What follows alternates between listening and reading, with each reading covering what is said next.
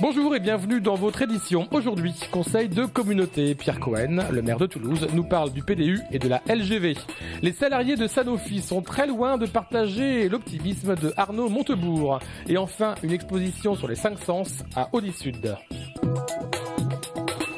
Durant tout le mois d'octobre, Pôle emploi se mobilise en lançant notamment la semaine de l'emploi en Haute-Garonne et ce avec de nombreux partenaires. Premier constat avec les chiffres du chômage. Leur évolution est de 10,5% sur un an contre 8% au niveau national. Ça veut dire qu'on a 2 points de plus et c'est beaucoup. À côté de ça, vous avez compris, il y a à peu près 10 000 emplois à pourvoir sur le territoire sur les 2 prochaines années qu'on n'arrive pas à trouver. Ça veut dire que quelque part, les entreprises demandent des compétences et que ces compétences n'existent pas sur le marché ou alors elles ne viennent pas les voir. Une inadéquation offre-demande particulièrement marquée dans notre région. Deuxième constat, le chômage des personnes handicapées. Il augmente 2 fois plus que le chômage global. Contrairement à ces dernières années, ce serait moins dû à la politique des entreprises qui s'est beaucoup améliorée. En 2007, ils étaient 6 000 salariés handicapés. En 2009, près de 12 000. La personne handicapée, une fois dans l'entreprise, peut avoir tendance à vouloir oublier son handicap, ne plus en parler et parfois effectivement voir une dégradation de sa situation physique qu'elle ne dit pas. Et donc un des enjeux, c'est que le management de ces personnes effectivement aille vers elles et voit quelle est leur situation. Et c'est pour tenter de répondre à ces questions que pour la 2e année, le forum emploi et recrutement se tiendra le 25 octobre au Parc des Expos. Les entreprises, ce qu'elles nous ont dit, c'est que en fait, pour elles, ça leur permettait en peu de temps pouvoir rencontrer des profils correspondant à au poste qu'elles avaient donc à pourvoir. Et c'est aussi la possibilité de rencontrer des profils qu'elles ne rencontraient pas habituellement. Seront présentes au forum 181 entreprises et 1500 postes seront proposés aux demandeurs d'emploi.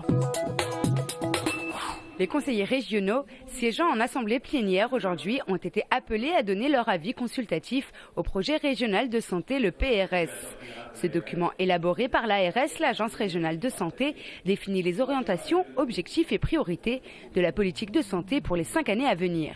Le document qui nous est présenté est un document qui ne manque pas d'intérêt, qui comporte bien évidemment un certain nombre de constats ou de prises de position sur lesquels nous n'avons pas d'objection à avoir. Par contre, sur certains points, il ne donne pas en garantie ce que nous attendons pour la suite de l'organisation de l'offre de soins sur la région. Il ne prend pas en compte, par exemple, l'importance de la population qui se trouve dans des zones sous-médicalisées.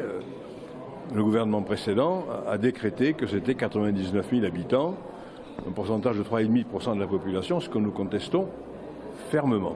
Donc, ne serait-ce que de ce point de vue, nous ne pouvons pas donner un avis favorable au projet. Le Conseil général était également convié à donner son avis et le président Pierre Izard, lui non plus, n'a pas validé ce projet. Défavorable donc pour tous. Reste à voir si l'ARS souhaite faire évoluer son schéma. Arnaud Montebourg aurait-il dû tourner 7 fois sa langue dans sa bouche avant d'annoncer à l'AFP, je cite, qu'il y aura désormais 0 licenciement chez Sanofi, le groupe se contentant exclusivement pour ses mesures de restructuration d'un plan de départ volontaire limité à 914 postes. Sanofi annonce que le site de Toulouse n'est plus dans son plan de restructuration, hormis l'infectiologie et quelques fonctions support. Il n'en fallait pas moins pour énerver les syndicats et peut-être même la direction de Sanofi qui en CCE ce matin déclarait que les propos du ministre du redressement productif n'engageait que lui.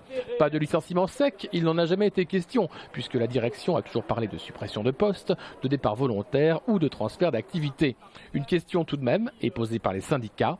Que devient un salarié toulousain s'il refuse une proposition de mutation dans la région parisienne? La direction ne donne aujourd'hui toujours pas de réponse, ni Arnaud Montebourg d'ailleurs.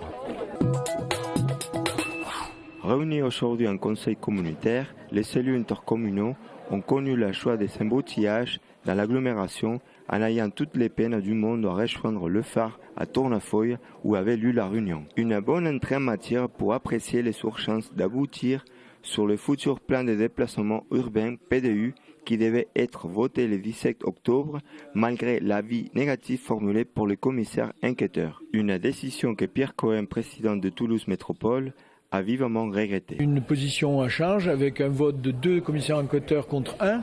Donc une seule personne a mis en cause un plan de déplacement urbain qui est un long et lourd travail avec une véritable ambition puisqu'on est sur 1,9 milliard de dépenses et en particulier près de 1,2 milliard pour le transport en commun. Au-delà du PDU, le maire de Toulouse se montre rassurant sur la future LGV pour enfin de Saint-Claver-Toulouse suite à sa dernière interview avec Frédéric Cuvillier, le ministre des Transports. On est dans une procédure qui est très largement avancée. Nous avons payé les études. Ce qui est souvent compliqué, le tracé a été arrêté il y a déjà 6 mois. Donc nous avons tous les feux au vert pour penser que la ligne LGV Bordeaux-Toulouse sera retenue et sera réalisée dans les temps. Et enfin, le président de la communauté urbaine a profité de cette réunion pour annoncer le lancement de l'Agence métropolitaine de développement économique. Cette association, fondée avec la Chambre de commerce et de l'industrie, sera dédiée essentiellement à la prospection internationale afin d'accueillir de nouveaux projets. Les universités indonésiennes, qui accueillent déjà 4,5 millions d'étudiants, doivent se préparer à recevoir des flux conséquents, doublement du nombre d'étudiants en 5 ans. En conséquence, elles souhaitent développer leur coopération avec les universités françaises. But of course, what we would like to see during this meeting is that we really talk about ways and means to ease the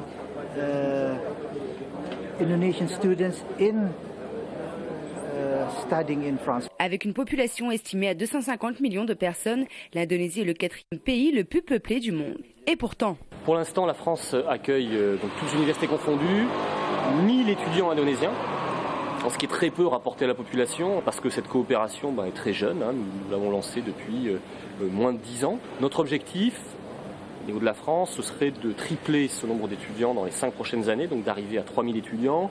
Et pour Toulouse, notre objectif serait d'arriver à 150 à peu près étudiants indonésiens, essentiellement inscrits dans nos masters et dans nos écoles doctorales. Les universités de Toulouse accueillent 12% d'étudiants étrangers sur une population totale de 100 000 étudiants, avec en nationalité numéro 1 les étudiants du Maghreb et en numéro 2 les étudiants chinois. Si vous étiez un sens. Interdit. L'odorat. Le toucher. L'espace exposition d'Odysseus d'accueil Synesthésie, où le rapport au souvenir et au sens, une expo de Lily Plasticienne, de Florent Poujade et de Lucas Brastad, c'est jusqu'au 27 octobre. Ils sont très différents, ils proposent des supports différents. Après, tous les 3 travaillent sur de la récupération, des objets qui ont été usés par le temps. Et ça se voit. Lily, ce sont des papiers, on voit beaucoup les papiers jaunis. Lucas n'utilise que des jouets qui ont déjà vécu. Ils offrent une deuxième vie réellement à des objets qui ont déjà eu une vie très riche, ça se voit.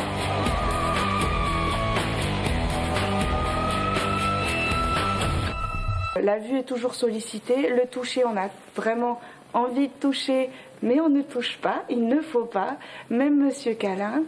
L'odeur, parce que souvent on associe à ces vieux objets une odeur, c'est quelque chose qui vient du souvenir de l'enfance. L'ouïe, parce que vous verrez au niveau de la thématique en visitant l'exposition qu'on parle de musique. L'odorat, je l'ai dit, le toucher, je l'ai dit, le goût, évitez de goûter s'il vous plaît les sculptures. Cela dit, les doudous, c'est souvent quelque chose que l'on a mâchouillé étant petit. Et vous pourrez voir que certains jouets que Lucas a utilisés ont été mâchouillés. On voit encore des traces de dents.